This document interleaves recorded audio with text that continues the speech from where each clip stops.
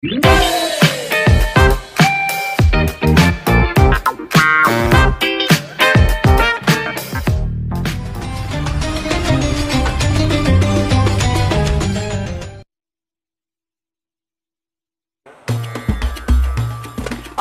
kembali lagi di Syiar Madrasah Ramadan. Nah, materi apa lagi nih ya yang akan dibahas dengan Dr. Uril? Yuk langsung aja kita simak kembali kelanjutannya.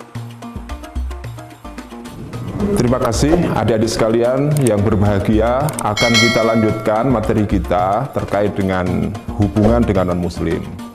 Apa yang kita sampaikan sebelumnya tadi, semuanya terkait dengan masalah akidah. Adapun yang terkait dengan masalah muamalah, maka sesungguhnya kita diperintahkan oleh Rasulullah SAW, bahkan diberi contoh oleh Rasulullah SAW untuk tetap berkomunikasi, berhubungan, berinteraksi dengan mereka. Tidak ada hambatan, tidak ada larangan bagi kita untuk berinteraksi dengan siapapun. Saya akan berikan contoh-contoh dalam kehidupan Nabi Muhammad SAW. Ternyata mereka orang-orang non-muslim juga diajak berkomunikasi oleh baginda Nabi Muhammad SAW. Yang pertama, adik-adik sekalian, adik-adik tentu tahu siapa paman Nabi Muhammad SAW. Namanya adalah Abu Thalib. Paman beliau, Abu Thalib, sampai akhir hayatnya tidak masuk Islam. Karena itu statusnya adalah non-muslim. Tetapi meskipun demikian, Nabi Muhammad SAW selalu berinteraksi, selalu berkomunikasi dengan pamannya. Bahkan pamannya yang namanya Abu Thalib ini selalu membackup Nabi Muhammad SAW dalam dakwahnya. Ini yang pertama. Jadi boleh berkomunikasi dengan orang non-muslim. Yang kedua, pada saat Nabi Muhammad SAW hijrah ke Madinah. Adik-adik tahu, perjalanan ke Madinah itu bukan perjalanan seperti sekarang ini, yang jalannya lurus, pakai mobil, dan seterusnya. Dulu membutuhkan orang yang bisa menunjukkan atau penunjuk jalan.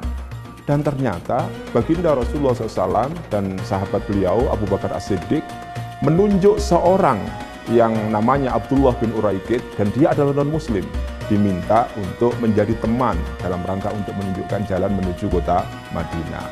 Artinya, yang kedua ini, Rasulullah juga berkomunikasi, berinteraksi dengan orang non-muslim.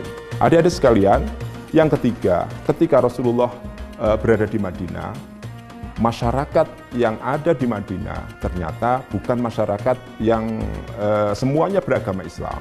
Di sana banyak sekali orang-orang yang beragama Yahudi, ada juga orang-orang yang beragama Nasrani, dan tentunya ada umat Islam di sana. Umat Islam di Madinah hidup dengan damai, dengan rukun, kemudian Rasulullah SAW tidak pernah mengusik hati mereka, tidak pernah mengganggu mereka, dan seterusnya. Adik-adik sekalian, bahkan dalam sebuah riwayat ya, diceritakan ada seorang perempuan tua. Ya, dia ini adalah tidak punya pekerjaan karena buta, gitu kan. Ternyata Rasulullah SAW selalu melayani orang perempuan ini. Dengan demikian, maka sesungguhnya Rasulullah SAW dalam hal berkomunikasi dengan orang non-muslim tidak membeda-bedakan. Tidak, dalam hal berkomunikasi tidak pernah membeda-bedakan apakah ini muslim atau non-muslim. Bahkan orang non-muslim pun dilayani dengan baik, dipenuhi hak-hak beliau, hak-hak mereka sebagai manusia. Adik-adik sekalian, adik-adik mungkin tahu bagaimana Islam masuk ke Indonesia. Islam masuk ke Indonesia sesungguhnya adalah karena adanya interaksi, adanya komunikasi orang Islam dengan non-muslim. Seandainya kemudian orang Islam tidak boleh berinteraksi, berkomunikasi dengan orang selain Islam, maka tidak mungkin, mustahil ya, adik-adik sekalian sekarang bisa menikmati indahnya Islam. Mustahil Islam akan bisa sampai di Indonesia. Karena itu, maka di dalam Islam diperbolehkan, tidak dilarang, bahkan harus kita berinteraksi dengan siapa saja, termasuk dengan orang-orang non-muslim. Islam kita nikmati hari ini adalah berkat adanya interaksi dan komunikasi itu. Dengan demikian, maka dalam hal kita berinteraksi atau berkomunikasi dengan non-muslim, maka di sini perlu kita bedakan menjadi dua. Yang pertama adalah terkait dengan masalah akidah, adik-adik sekalian.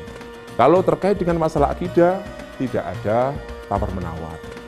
Kita punya Tuhan sendiri, kita punya cara beribadah sendiri. Tidak boleh kita mengambil atau mencoba untuk beribadah atau menyembah Tuhannya orang non-Muslim. Ini akidah kita, ya.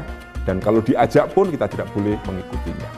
Yang kedua, terkait dengan masalah muamalah, hubungan kita sehari-hari dengan mereka, maka dalam hal ini kita diperbolehkan oleh agama kita, oleh Islam, oleh baginda Nabi Muhammad SAW dalam rangka untuk mewujudkan Islam yang rahmatan lil alamin.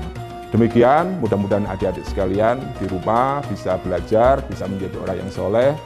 Saya akhiri, Assalamualaikum warahmatullahi wabarakatuh. Nah, gimana nih setelah mendengar penjelasan dari Dr. Uril tentang hubungan dengan non-Muslim? Udah pada paham belum? Kalau sudah paham, pasti bisa jawab pertanyaan kuis yang akan diberikan sekarang.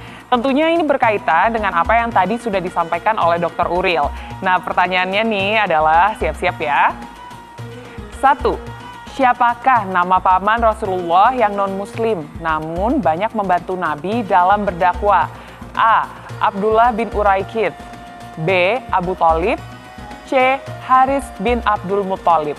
Pertanyaan kedua, apa surat yang mengatur cara berhubungan seorang muslim dengan non-muslim? A. Quran Surat Al-Baqarah, B. Quran Surat Al-Zalzalah, C. Quran Surat Al-Kafirun. Nah, kirimkan jawaban adik-adik melalui Instagram @metrotv di postingan banner tema hari ini. Dan jangan lupa tentu tuliskan jawabannya di kolom komentar. Jawabannya nanti akan dibacakan pada episode berikutnya. Jawaban ditunggu sampai nanti ya, pukul 21 waktu Indonesia bagian Barat hari ini. 2 orang dengan jawaban benar akan mendapatkan hadiah masing-masing Rp500.000. Untuk adik-adik yang sudah berpartisipasi dalam kuis sebelumnya, ini dia jawabannya yang benar. Dan inilah nama-nama pemenangnya. Selamat untuk adik-adik yang sudah menjawab dengan benar. Dan tentu untuk pertanyaan kuis hari ini, adik-adik bisa dapatkan jawabannya besok ya. Setelah mendengar materi hari ini, semoga adik-adik semakin paham tentang cara berhubungan dengan non-muslim. Karena sebentar lagi waktunya berbuka, kita sudahi dulu pertemuan hari ini ya. Jangan lupa untuk saksikan Syiar Madrasah Ramadan setiap hari Senin hingga Jumat, setiap pukul 16.05 waktu Indonesia bagian Barat, hanya di Metro TV. Assalamualaikum warahmatullahi wabarakatuh.